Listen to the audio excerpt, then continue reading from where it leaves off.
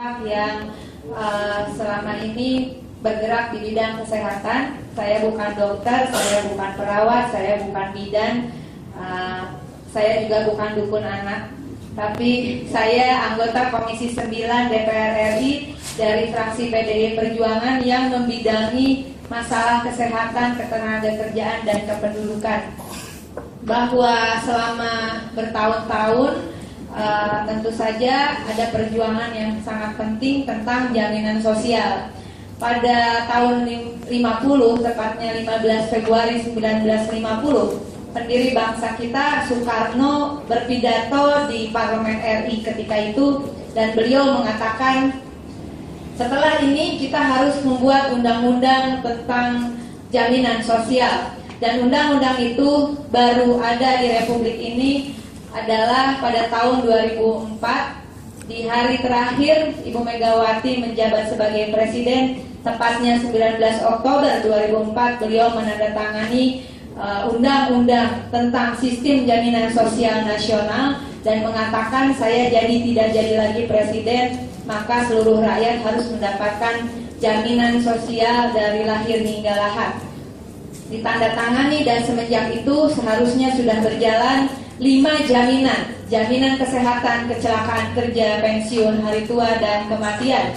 Bahkan yang juga tidak kalah pentingnya adalah mengenai jaminan pensiun. Namun kemudian tidak dijalankan undang-undang tersebut, dan dilakukanlah Citizen Law Suit sekitar tahun 2010 ke Pengadilan Negeri Jakarta Pusat, yang dimenangkan oleh seluruh rakyat Indonesia, menggugat pemerintah yang tidak menjalankan undang-undang ini, dan pemerintah dihukum untuk menjalankan undang-undang dan segera menyelesaikan undang-undang tentang Badan Penyelenggara Jaminan Sosial.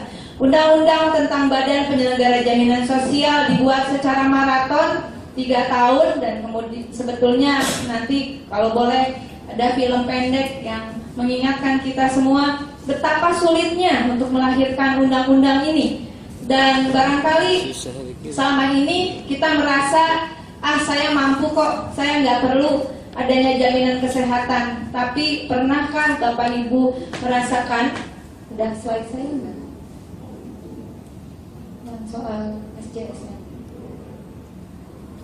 ya, yang contoh, saya akan memperlihatkan contoh mereka yang sebetulnya tidak terkena, kita merasa mereka orang mampu, tidak mungkin harus mendapatkan jaminan kesehatan, punya jaminan kesehatan, terutama bantuan iuran dari negara. Tetapi pada kondisi tertentu itu bisa terjadi pada siapa saja. Di negara lain, ketika saat itu hadir, ketika orang sakit berkepanjangan, orang tidak bisa bekerja, orang tidak mampu lagi membiayai biaya kesehatannya, hadirlah negara lewat yang namanya jaminan sosial kesehatan. Hampir di semua negara ada, ya. Di negara yang bernama Gabon, yang jumlah babonnya lebih banyak dari manusia, punya. Timor Leste, saya nggak nyindir loh. Timor Leste, negara yang baru merdeka, langsung menjalankan jaminan sosial, ya, jaminan kesehatannya.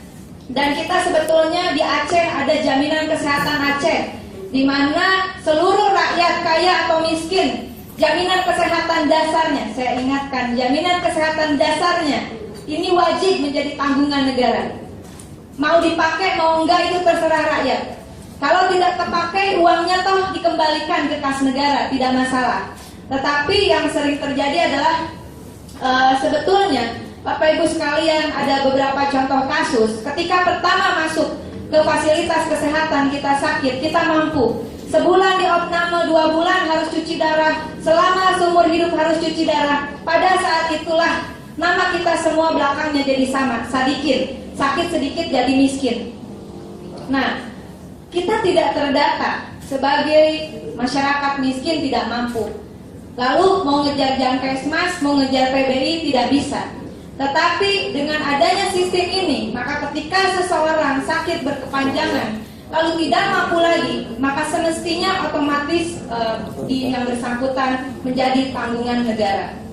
Lalu BPJS Kesehatan ini dijalankan, jaminan kesehatan dijalankan oleh BPJS Kesehatan, yang beroperasi 1 Januari 2014 dan tahun depan Juli 2015 akan beroperasi BPJS Ketenagakerjaan.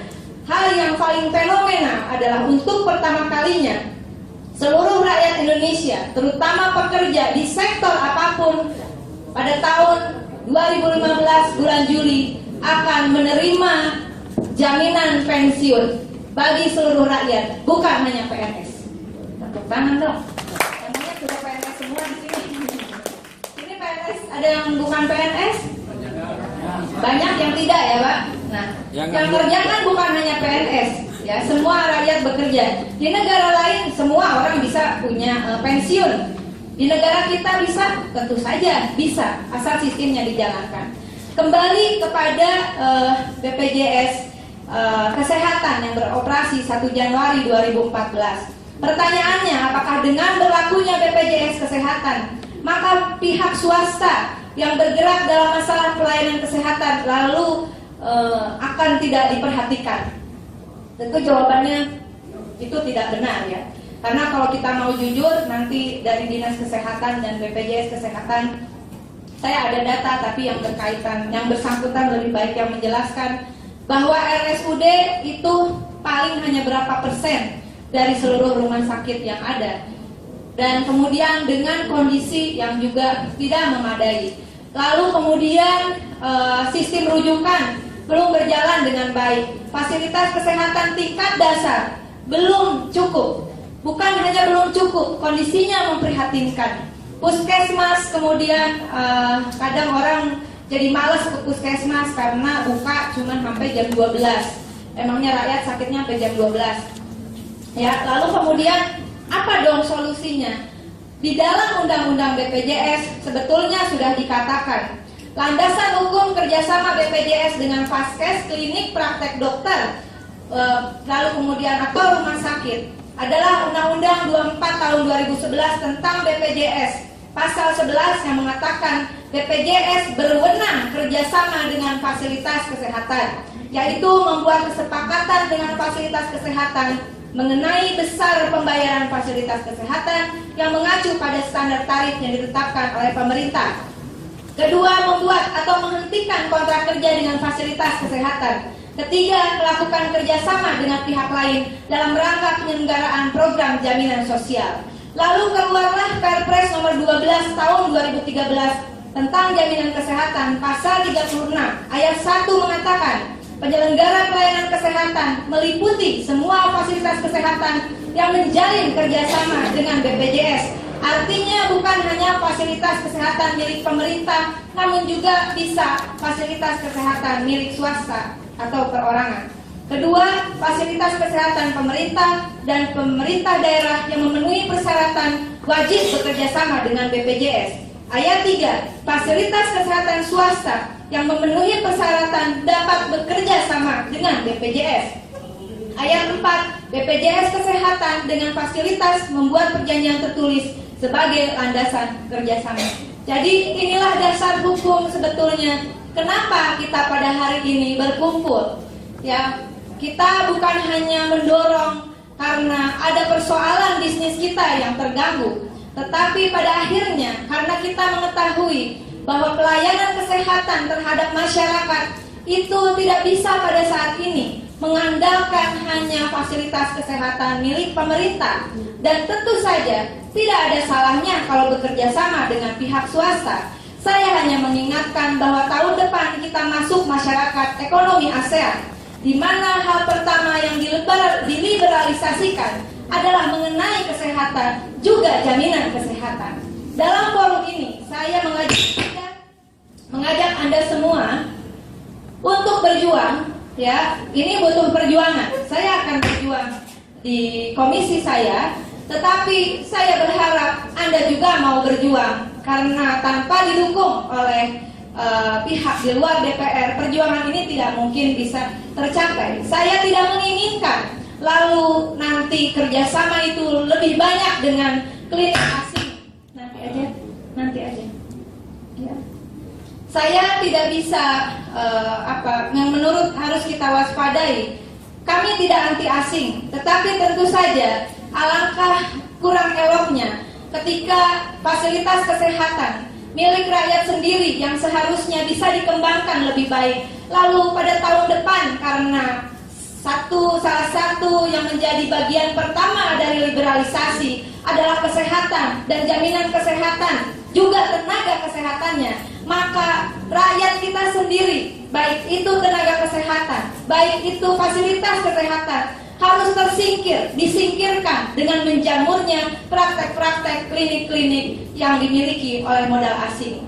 Marilah kita berjuang hari ini ditetapkan oleh Presiden Jokowi sebagai Hari Bela Negara. Pada era globalisasi, saya baru konsolidasi Forum Bidan PTT di Bandung Barat, Bapak Ibu sekalian, ya. Juga ada undang-undang yang tidak kalah penting untuk kita sebagai tenaga kesehatan. Yang kemarin saya seorang diri menolak undang-undang tenaga kesehatan ini untuk disahkan. IDI, PDUI, IBI, ya, dan hampir semua organisasi profesi menolak lahirnya undang-undang kesehatan ini. Namun undang-undang ini dipaksa disahkan. Saya menolak sendiri ketika itu. Seluruh gedung mengatakan setuju. Saya katakan saya menolak.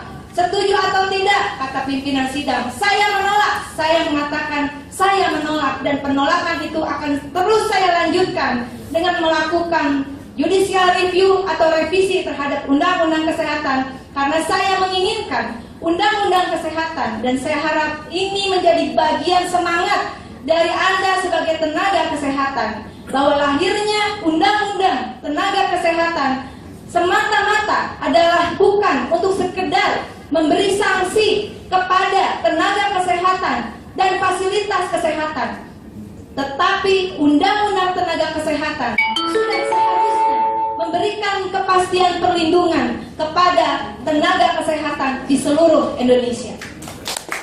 Itulah kiranya pembukaan yang bisa saya sampaikan hari ini, Hari Bela Negara, dalam isu globalisasi. Yang namanya isu pertahanan itu, yang namanya pertempuran itu, bahkan tidak membutuhkan satu butir peluru pun. Yang namanya pertahanan dan ketahanan negara, bahkan saat ini kalau Anda mungkin lebih tahu Pak Yono, di Amerika yang namanya Kementerian Kesehatan itu langsung di bawah Kementerian Pertahanan, ya, sehingga masalah kesehatan sesungguhnya adalah masalah ketahanan dan pertahanan bangsa ini. Anda semua, terima kasih tetap bertahan di klinik-klinik kecil, klinik-klinik yang selama ini tidak diberi support oleh pemerintah, tapi Anda tetap bertahan memberikan pelayanan kesehatan, membantu masyarakat mendapatkan pelayanan kesehatan tingkat pertama. Berjuanglah bersama-sama. Ini adalah urusan bela negara, bukan urusan bisnis semata-mata. Terima kasih. Dari Taufik Walhidayah. Wassalamualaikum warahmatullahi wabarakatuh.